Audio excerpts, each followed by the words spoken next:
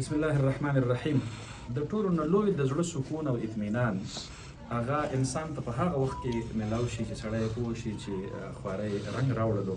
دلته راغلي وو یو وخت وران کندر پروت او د عمر علي سره میلاو شو. تپوس مې ته وکړو موضوع شپه چېرته تېروئ، مور دې ده، کونډه ده او د کور انتظام مو نشته دی. د ده په سترګو کې غټې غټې اوښکې راغلې او ما ته هغه وخت رایادېږي. علیکم ورحمت الله وبرکاته.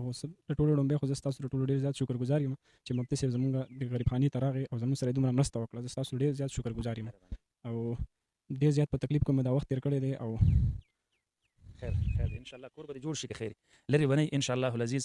بس میاشت به صبر راته کوي، ان شاء الله میاشت صبر به راته کوي. نن الحمدلله کور یې تیار هم شو، 2 کمرې دي، ډېرې ښایسته دي. دی به کې خوشحاله هم دی، ده به کې ځان هم یو کمره جوړه کړې ده لکه چې زما په خیال واده ته یې راغلی خو سامان وامان ورته راشفټ کړی دی.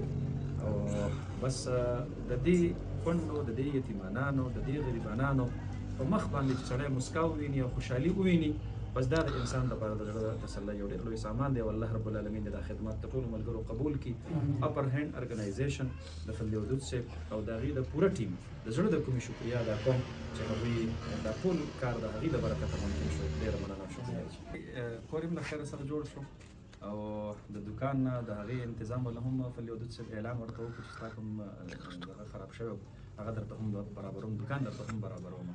بس یو کار یې صرف پاتې دی اوس چې داسې څوک را پیدا شي چې واده والا وکړي چې واده درله ورسره هم کوو که نه. الله دې وکړي. ډېره مهرباني ډېر زیات شکریه ادا کوم چې زموږ سره دومره مدد وکړو، هیلپ وکړو. زه ډېر زیات خوشحاله یم، زه خپل خوشحالۍ سره اظهار نه شم کولی.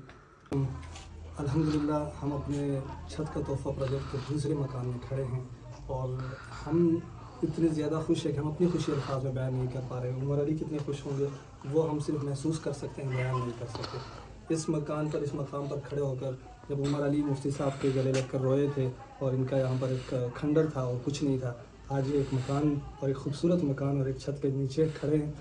उमर अली के यहाँ बाहर एक छोटा सा दुकान भी था जो वो भी सैलाब की नज़र हो गया था, केबिन था, खोका जिसे कहते हैं। हम इंशाअल्लाह अज़ीज़ वो भी उनको अपर हैंड ऑर्गेनाइजेशन की तरफ से आज ही हम इफ्तिखार भाई के ज़िम्मे लगाएंगे इंशाअल्लाह कि वो उसको बना कर देंगे और उसमें जो सामान लगेगा वो भी हम इन्हें दोबारा इनका कारोबार भी इन्हें बहाल करके देंगे।